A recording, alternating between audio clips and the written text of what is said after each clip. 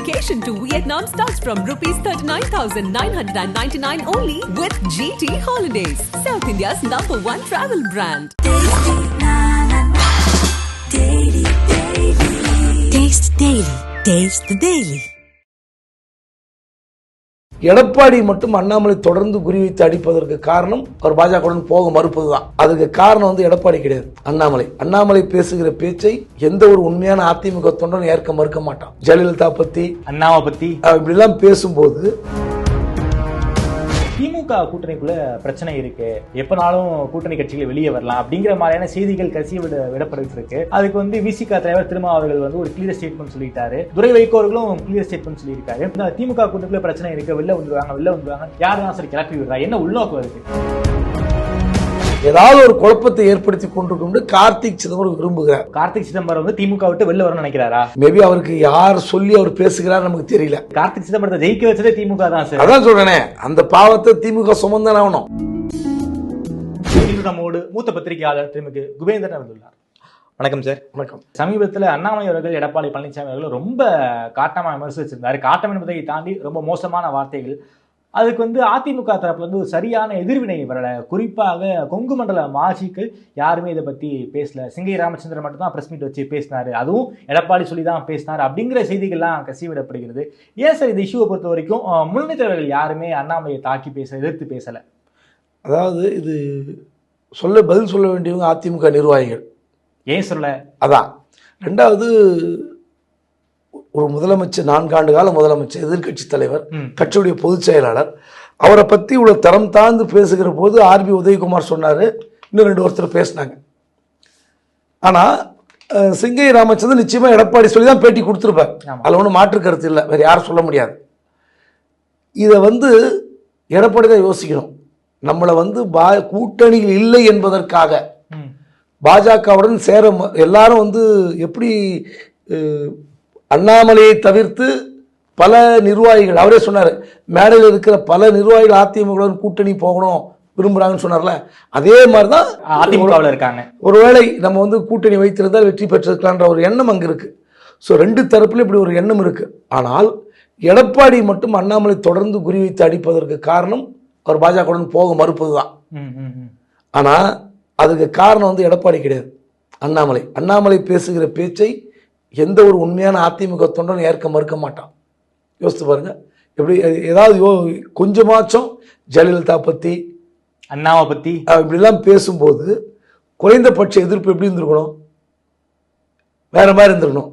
மத்திய அரசில் பாஜக அதிகாரத்தில் இருப்பதை வைத்துக்கொண்டு அண்ணாமலை இத்தனை ஆட்டம் போடுகிறார், அது எடப்பாடிக்கும் தெரியும். இப்போ போய் சண்டை போட்டால் வேற மாதிரி பிரச்சனைகள் வரும், வேற பிரச்சனை, வம்பு வழக்குகள் வரும், தேவையில்லாத குடைச்சல் வரும். செந்தில் பாலாஜிக்கு ஏற்பட்ட நிலைமை அதிமுகவில் யார் பண்ணலாம். சோ அதுக்காக எடப்பாடி தயங்குகிறாரா, அண்ணாமலை பார்த்து பயப்படுகிறாரா, அப்படிதான் நம்ம எடுத்துக்க வேண்டியது. ஆனாலும் கொங்கு பெல்ட் மாஜிக்கள் இதை பத்தி கண்டுக்கவே மாட்டேங்கிறாங்கன்னு ஒரு விமர்சனம் வைக்கப்படுதே சார். இல்ல எந்த காலத்திலும் வேலுமணியும் தங்கமணியும் வெளிப்படையாக பேட்டி கொடுத்ததெல்லாம் இல்லை. அந்த கோயம்புத்தூர்ல அண்ணாமலை பேட்டிக்கு பிறகு வேலுமணி கொடுத்த பேட்டியே சர்ச்சையாகிவிட்டது. அதுக்கப்புறம் வேலுமணியும் எடப்பாடியுமே ஒரு 15 நாள் பேசலாம் சொல்லிக்கிட்டாங்க, தேவையில்லாமல் சொல்லிக்கிட்டாரு. அவர் கணக்கு போட்டு 2 கட்சி நின்று தான் ஜெயிச்சிருக்கோம். ஆமா, அதாவது கூட்டணிக்கு நாங்க ரெடியா இருந்தோம், அண்ணாமலையை கெடுத்து விட்டார் என்ற ரீதியில் வேலுமணி பேட்டி கொடுத்ததை எடப்பாடி ரசிக்கவில்லை.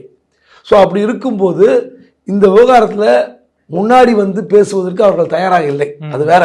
பட் இதை கடந்து எடப்பாடி கிட்ட போய் வலியுறுத்தி இருக்கிறாங்க, இதுக்கு ஒரு பதிலடி கொடுக்க வேண்டும்னு.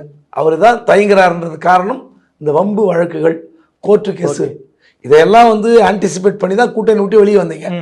பட் இவ்வளோ தரம் தாழ்ந்த பிறகு பதிலடி கொடுப்பதற்கு அதிமுக தயங்குகிறதுனா அந்த நிர்வாகி தான் பதில் சொல்லணும். Okay sir.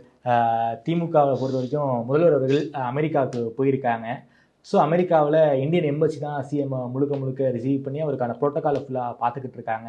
இதெல்லாம் வச்சு பார்க்கும்போது நல்ல அண்டர்ஸ்டாண்டிங், பிஜேபியும் சரி திமுகவும் சரி நல்ல அண்டர்ஸ்டாண்டிங்கில் இருக்காங்களோங்கிற மைண்ட் செட்டுக்கு எல்லாரும் வந்துட்டாங்க.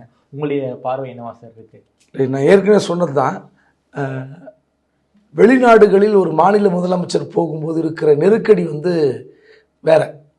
நீங்கள் எப்படி மற்ற நாடுகளிலிருந்து இந்தியாவுக்குள் வருகிற அந்த மாநில ஆளுநர் இல்லை முதலமைச்சர் யாருன்னா வந்தாங்கன்னா அவங்களுக்கு என்ன மாதிரினா புரோட்டோக்கால்லாம் பெருசாக இருக்காது, ஒரு பாதுகாப்பு கொடுப்பாரு, அவ்வளோதான். அதை தாண்டி ஒன்றும் இருக்காது. ஆனால் இதே தான் இங்கே இப்போ அமெரிக்கா போயிருக்கிற போது அந்த அமெரிக்காவில் வந்து மற்ற நாடுகளை விட செக்யூரிட்டி ரீசன்ஸில் பண்ணுற கெடுபிடிகள் அதிகம். நம்ம அப்துல் கலாமை என்ன செய்தார்கள் என்று நமக்கு எல்லாருக்கும் தெரியும். ஷாருக் கானுக்கு என்ன நடந்துச்சுன்னு தெரியும். ஜார்ஜ் பெர்னாண்டஸ், ஷாருக் கான் நடிகர், அப்துல் கலாம் குடியரசுத் தலைவர், ஜனாதிபதியாக போனவருக்கே என்ன கெடுபிடி செய்தார்கள். ஜார்ஜ் பெர்னாண்டஸ் வந்து இராணுவ அமைச்சர், அவரை வந்து ஸ்ட்ரிப் அவுட் பண்ணாருன்னு செய்தி வந்தது அதுக்கப்புறம் கடந்த காலத்தில். அப்போது இதெல்லாம் வந்து கெடுபிடிகள் அதிகமாக இருக்கிற ஒரு நாடு வந்து செக்யூரிட்டி ரீசன்லாம் காம்ப்ரமைஸ் பண்ணிக்க மாட்டாங்க. இந்த காலகட்டத்தில் நம்ம மத்திய அரசுடைய மோதல் போக்கு கடைபிடிக்க வேண்டாம் என்று ஒரு 2 மாத காலமாக ஒரு சாஃப்ட் அப்ரோச் திமுக பண்ணுது. அது மறுக்க முடியாது. காரணம், பல மாநிலங்களில் அமெரிக்காவில் பயணம் செய்யும் போது அந்தந்த துணை தூதர் மூலமாக அங்கே இருக்கிற சில விஷயங்களை நீங்கள் சரி செய்து கொள்ள வேண்டும். பாதுகாப்பு, இப்போ இன்னைக்கு கூட நீங்கள் ஃபோட்டோ வந்திருக்கு, சான் பிரான்சிஸ்கோ வந்து சிகாகோ போயிருக்காரு. அங்கே பார்த்தீங்கன்னா ஒரு உமன் போலீஸ் இருப்பாங்க, ஒரு மென் போலீஸ் இருப்பார், எல்லாம் போட்டு அவங்க பாதுகாப்போடு தான் இருக்காங்க. அமெரிக்க போலீஸ் பாதுகாப்பு கொடுக்கிறது என்றால் ஒரு மத்திய கேபினெட் அமைச்சர் கொடுக்கலாம், ஒரு மாநில முதல்வர் கொடுக்கலாம். அந்த எம்பசி வந்து நம்ம இந்தியன் எம்பசி, எக்ஸ்டர்னல் அஃபேர்ஸ், வெளியுறவுத்துறை மூலமாக சில முயற்சிகள் நடவடிக்கைகள் எடுத்தால்தான் இதெல்லாம் சாத்தியம். அதனால் அந்த ரீதியில் ஒரு சின்ன ஒரு அட்ஜஸ்ட்மெண்ட், கொஞ்சம் இணக்கமாக போயிருக்கிறார் என்பதை மறுக்க முடியாது. ஓகே சார், சிஎம்மும் தமிழ்நாட்டில், அதே போல் மூத்த அமைச்சர் துரைமுருகன் அவர்களும் சிங்கப்பூர் போயிருக்காரு. கோட்டை வட்டாரங்களில் யார் தான் சார் இப்போ முடிவுகள் எடுத்துக்கிட்டு இருக்கிறது? அது ஒரு பெரிய மேட்ரு இல்லைங்க. அமைச்சர் துரைமுருகன் வந்து சிங்கப்பூருக்கு எவ்ரி இயர் போகிறார். ஓகே, அங்கே இருக்கிற டாக்டர் ஜெயராமன் என்பவரிடம் இவர் வந்து மருத்துவ சிகிச்சை பரிசோதனை செய்து கொள்வது வழக்கமான ஒன்று. அவர் வந்து அங்கே தமிழ்நாட்டை சேர்ந்த ஒரு பாப்புலரான கார்டியோ ஸ்பெஷலிஸ்ட், அவர்கிட்ட ஒரு போய் காட்டியிருக்கார். இன்னைக்கு வந்துட போகிறார் 2 நாள். இந்த 2 நாள் என்ன பெரிய முடிவு எடுத்துகிட்டு போகிறாங்க, அது ஒரு பெரிய மேட்டரே இல்லை. ஓகே சார், குறிப்பாக இந்த திமுக கூட்டணிக்குள்ள பிரச்சனை இருக்கு, எப்போனாலும் கூட்டணி கட்சிகள் வெளியே வரலாம் அப்படிங்கிற மாதிரியான செய்திகள் கட்சியை விடப்பட்டு இருக்கு. அதுக்கு வந்து விசிக தலைவர் திருமா அவர்கள் வந்து ஒரு கிளியர் ஸ்டேட்மெண்ட் சொல்லிட்டாரு, துரை வைகோ அவர்களும் கிளியர் ஸ்டேட்மெண்ட் சொல்லியிருக்காரு. அப்படி இருக்கக்கூடிய சூழ்நிலை என்னதான் சார் இந்த திமுக கூட்டணிக்குள்ள பிரச்சனை இருக்கு, வெளில வந்துருவாங்க, யார் தான் சார் கிளப்பி விடுறா, என்ன உள்நோக்கம் இருக்கு? இல்லை, 2026 அதிமுகவுக்கு இருக்கிற ஒரே ஆப்ஷன் திமுக கூட்டணியை உடைக்கணும். ஆமாம், நீங்கள் பாஜகவோட வந்த நோக்கம் என்ன? திமுக கூட்டணி வெளில வருவாங்க, யாராவது ஒருத்தர் வருவாங்கன்னு எதிர்பார்த்தாரு, அது நடக்கல. இப்போ வந்து அவர் எதிர்பார்ப்பது காங்கிரஸ் மற்றும் விடுதலை சிறுத்தை. ஏற்கனவே உங்ககிட்ட சொல்லியிருக்கேன். இப்போ அதுக்கேற்றால் போல் காங்கிரஸில் அங்கொன்று இங்கொன்றுமாக ஒரு குரல்கள் வெடிக்கின்றன. குறிப்பாக கார்த்திக் சிதம்பரம் ஏற்கனவே பேசி முடிச்ச பிறகு 2nd ரவுண்டுக்கு வந்துட்டார்.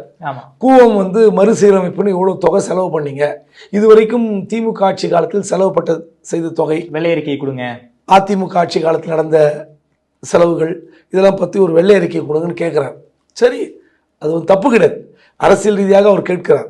அதுக்கு வந்து சென்னை மேயர் பிரியாவும் ஒரு பதில் சொல்லியிருக்கார். என்ன காரணம்? ஏதாவது ஒரு குழப்பத்தை ஏற்படுத்தி கொண்டிருக்கும் கார்த்திக் சிதம்பரம் விரும்புகிறார். ஓ, கார்த்திக் சிதம்பரம் வந்து திமுக விட்டு வெளில வரணும்னு நினைக்கிறாரா? மேபி அவருக்கு யார் சொல்லி அவர் பேசுகிறார் நமக்கு தெரியல. சார், கார்த்திக் சிதம்பரத்தை ஜெயிக்க வச்சதே திமுக தான் சார். அதான் சொல்றேனே, அந்த பாவத்தை திமுக சுமந்தான் ஆகணும். விருதுநகர் எம்பி மாணிக் தாகூர் வெளிப்படையா பேசியிருக்காரு. அவரையும் கார்த்திக் சிதம்பரத்தையும் ஜெயிக்க வச்ச பாவத்தை திமுக சுமந்தாக வேண்டும். வழி இல்லை. 2 பேரும் திமுகவுடன் உடன்படாதவர்கள். ஓகே, அவர் வந்து அதிமுக சார்பில் எடுப்பதில் முதல்நிலை இருப்பவர்கள். கார்த்திக் சிதம்பரமும் மாணிக்கம் தாகூர் அவர்களும். கார்த்திக் சிதம்பரத்தை வந்து வேற கேட்டகரி இருக்கணும். மாணிக்கம் தாகூர் வந்து இது திமுக தலைமைக்கும் தெரியும், திமுக வட்டாரத்துக்கும் தெரியும். ஓகே, நமக்கு எதிராக இருக்காருன்னு. ஆமா, அவர் வந்து வேற வழி இல்லை. ஏன்னா அவர் வந்து நீங்க தமிழ்நாட்டில் பார்த்தீங்கன்னா மாற்றுக் கட்சி எம்பிக்கள் யாருமே திமுக நிர்வாகிகளை அரவணைத்து செல்வதில்லை. இது வெளிப்படையாக வந்து தேர்தல் நேரத்தில் எம்பி பேசும்போது திமுக தலைமையில் சொன்ன வார்த்தைகள், நீங்கள் வெங்கடேசனுக்கே சீட்டு கொடுக்காதீங்கன்னு மதுரை திமுக போர்க்குரல் கொடுத்தார்கள். என்ன காரணம்? சு வெங்கடேசன் எப்படி வந்து ஒரு பொது உடைமைவாதி, அவரே வந்து திமுக நிர்வாகிகளும் இணக்கமாக செல்வதில்லை, ஜெயிச்ச பிறகு எங்களை கண்டுக்கிறது இல்லை. அவங்கன்னா வேற சு வெங்கடேசன் என்ன பண்ணுற போறாரு? அவர் ஒன்றும் பெரிய வேற மாதிரி கட்சிக்காரர் இருந்தால் பணங்கனும் கொடுப்பாரு, கான்ட்ராக்ட் கொடுப்பார், டெண்டர் எடுத்து கொடுப்பார். ஆனால் அவர் மீது குற்றச்சாட்டு வைக்கிறேன் என்றால் பார்க்கிற இடங்களில், சந்திக்கிற இடங்களில் திமுக அந்த நிர்வாகிகள், ஒன்றிய செயலாளர், வட்ட செயலாளர், கவுன்சிலர் அவரோட இணக்கமாக இல்லை என்ற குற்றச்சாட்டு. வேற ஒன்றும் அவர் வந்து எங்களுக்கு கட்டிங் வாங்கி தரல, டெண்டரில் வந்து எங்களுக்கு அப்படி சொல்ல வரல. ஸோ இது வந்து மாற்றுக் கட்சி எம்பிகளிடம் இருக்கிற பிரச்சனை. இதில் அதிகமாக சொந்த கட்சியே கவனிக்காதவர் கார்த்தி சிதம்பரம். ஏன்னா அவங்க தான் வந்து கொடி பிடிச்சாங்க, கட்சிக்குள்ளே தீர்மானம் போட்டாங்க. ஆமாம், அவர் சீட்டு கொடுக்கணும்னு. அதே தான் மாணிக்கம் தாகூர் ஜெயிச்ச பிறகு அவங்க வந்து ராகுல் காந்தியுடன் தொடர்பு ஏற்படுத்தி கொண்டு, இல்லை டெல்லி தலைமையில் யாராவது பிடித்து கொண்டு அங்கே செல்வாக்காக இருப்பார்கள். தமிழ்நாட்டை கண்டுகிறதே கிடையாது, நிர்வாகிகளை கண்டுப்பதில்லை. இதுதான் பிரச்சனை. அவங்களுக்கு தெரியும் இந்த முறை வந்து திமுக எப்படி வேலை பார்த்தது, எவ்வளோ செலவு செய்தார்கள், எப்படி ஜெயிக்க வைத்தார்கள் தெரியும். மயிலாடுதுறையில் சுதாவிற்கு திமுக எவ்வளோ செலவு செய்ததுன்னு தெரியும். திருவள்ளூரில் சசிகாந்த் செந்திலுக்கு திமுக எப்படி வேலை பார்த்தது, எவ்வளோ செலவு செய்ததுன்னு தெரியும். ஸோ இதெல்லாம் காங்கிரஸுக்கு தெரியாமல் இல்லை. ஆனால் அவங்க என்ன நினைப்பாங்கன்னா, இதே அதிமுக செய்யும், எங்கே போனாலும் நமக்கு மரியாதை இருக்குது, யாரோ நம்மளை பல்லக்கில் சுமப்பார்கள், நம்ம ஜாலியாக பல்லக்கில் ஏறி உட்காந்து எம்பி ஆயிடலாம். இந்த எண்ணம் காங்கிரஸுக்கு இருக்கு. ஆனால் இந்த உணர்வே இல்லாமல் கட்சி நம்ம வளரணும், கூட்டணியில் பங்கு வேணும், ஆட்சியில் பங்கு வேணும், ஆட்சியில் பங்கு இருந்தால் தான் நமக்கு வந்து ஜெயிக்க முடியும். இதெல்லாம் சொல்வது என்னன்னா, அது சும்மா இருக்கிறது. அந்த இது வந்து சொரிஞ்சு விடுற மாதிரி. நீங்கள் வந்து கட்சி முதல் வளங்க, உங்கள் ஓட் பேங்க் நீங்கள் 6-10 ஆக்குங்க, 10-12 ஆக்குங்க, 12-20 ஆக்குங்க, திமுக நெருக்கடி கொடுங்க. நீங்கள் வந்து சத்தியமூர்த்தி கூட்டம் போட்டு பேசிட்டா போதுமா? 24 எம்எல்ஏ, ஒரு 10 எம்பி, 34 பேர் தான் நிர்வாகிகள். நீ 34 பேர் அரசு பதவியில் ஜாலியாக இருப்பீங்க. அப்படி ஒரு கேட்குறவங்க சொன்னோன்னே என்ன பண்ணிட்டீங்க நீங்கள்? அந்த கட்சியினரை ஒரு கவுன்சிலர் ஜெயிக்க வைப்பதற்கான சக்தி காங்கிரஸுக்கு இருக்கா? ஒரு நகராட்சி தலைவர், ஒரு மேயர் ஜெயிக்க வச்சு காட்டுங்க பார்ப்போம். கட்சிகள் வேணும். ஒரு 4-5 தொகுதியில் எங்களுக்கு காங்கிரஸ் பெல்ட், ஸ்ரீவைகுண்டம், விருதுநகர் எங்க பெல்ட், கன்னியாகுமரி எங்க பெல்ட், கூட்டணி இல்லாமல் நாங்கள் இங்கே மேயரா நின்று ஜெயிப்போம், ஜெயிச்சு காட்டுங்க. நீங்க உங்க ஸ்ட்ராங்கா இருக்கிற ஓல்டுலயே அதுக்கே கஷ்டம். அப்படி இருக்கும்போது வந்து நீங்க சும்மா திமுக சொரிஞ்சு வரல என்ன பலன்? 31க்கு ராகுலுக்கு திமுக தேவைப்படுமே சார், அதையெல்லாம் யோசிக்க மாட்டேங்கிறாங்களே இங்க உள்ள லோக்கல் நிர்வாகிகள். ஏங்க, ப.